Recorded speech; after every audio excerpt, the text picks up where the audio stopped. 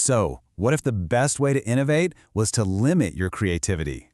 And what if ancient stories held the exact same problem-solving power as modern engineering? Sounds like a paradox, right? Well, today we're hacking the human mind to explore exactly that. We're going to uncover two radically different toolkits for thinking. This quote, it absolutely nails the modern condition, doesn't it? We are literally swimming in an ocean of information, but our brains, well, they're still running on software that was designed for surviving on the savannah. So, how do we actually navigate this fire hose of data without getting totally overwhelmed?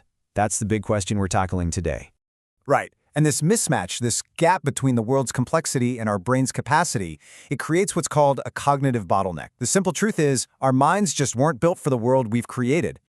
So, to cope with this, humanity has developed different, let's call them, operating systems for thinking. And today, we're putting two of the most powerful ones head to head. Okay, so let's think of these as toolkits for your mind. The first one is a product of modern logic and engineering, but the other one, it's forged from something much older, the timeless power of wisdom, narrative, and symbol. So on one hand, you've got these analytical systems. They work by constraining problems and, get this, challenging our own intuition. And on the other hand, you have archetypal systems that work through stories and patterns to reveal these deeper truths. Two very different paths, but both aiming for the same goal, thinking better. All right, let's dive into our first toolkit. Systematic Inventive Thinking, or SIT. Now, this is a modern framework designed to force innovation by doing the exact opposite of what you'd expect. It's all about restricting creativity. The core idea here is, honestly, completely counterintuitive. We're always told to think outside the box, right? But SIT says, nope. True innovation actually happens when you're forced to think inside a very small, very constrained box, using only the resources you already have. Now, SIT has 5 core tools, but for today, let's just look at 2 of the most powerful ones. First, there's subtraction, where you literally take something essential away. And then there's division, where you split a product up and just rearrange its parts. And a perfect classic example of subtraction is the Sony Walkman. Think about it. Engineers took a tape recorder and they removed its most essential feature, the record button. What was left just seemed, well, broken. But what it did was create an entirely new product category, the personal stereo. And this is why subtraction is so effective. It forces you down a path your brain would never ever take on its own, because it completely breaks your fundamental assumption about what a thing is even supposed to do. Okay, so for division, just think about a split-unit air conditioner.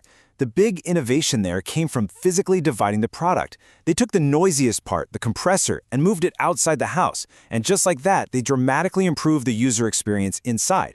What the division tool is really doing is directly attacking a cognitive bias we all have called structural fixedness. This is our brain's tendency to see an object as just one solid, unchangeable thing. Division forces us to deconstruct it, to see its components as rearrangeable parts of a puzzle. Okay, so that's the logic of invention.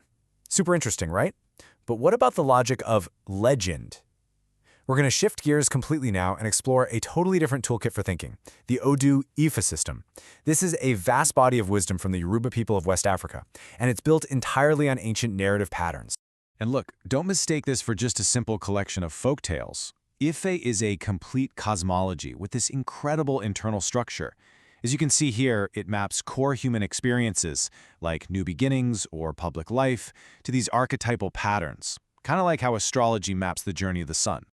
So instead of logical tools like subtraction, Ife uses 256 core archetypes. Think of them as universal patterns of human experience.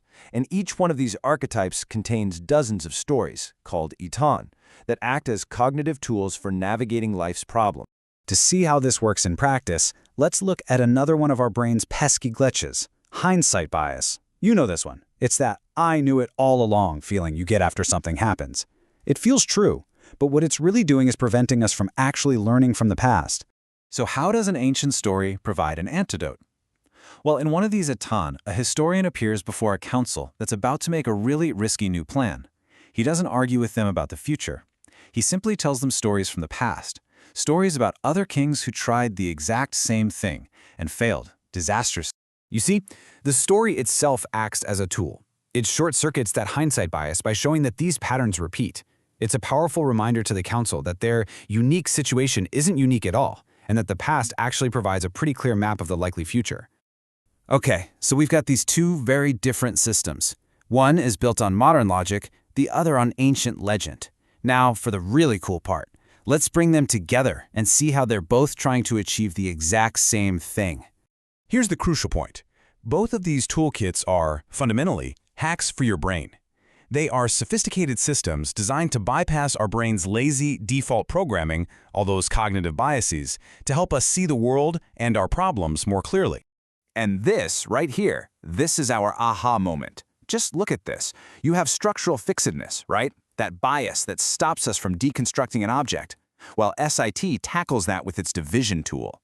And the E.S.U system, it tackles the same bias with the story of a general cutting a bridge, a literal act of division to create a new reality. Then there's hindsight bias. It's countered by pattern recognition. In SIT, you're looking for patterns in patents. In E.S.U, you're looking for them in the historian's scrolls. It's amazing. So ultimately, it doesn't really matter whether you're using a logical framework to deconstruct a product or an ancient story to deconstruct a life problem. The goal is identical: to create order and meaning from the chaos of possibility. It's about finding a better path forward. And that brings us all the way back to you. When you face a complex problem, what's your default setting? Do you reach for logic or do you reach for legend? What this exploration shows is that the most robust mental operating system, it might just need tools from both.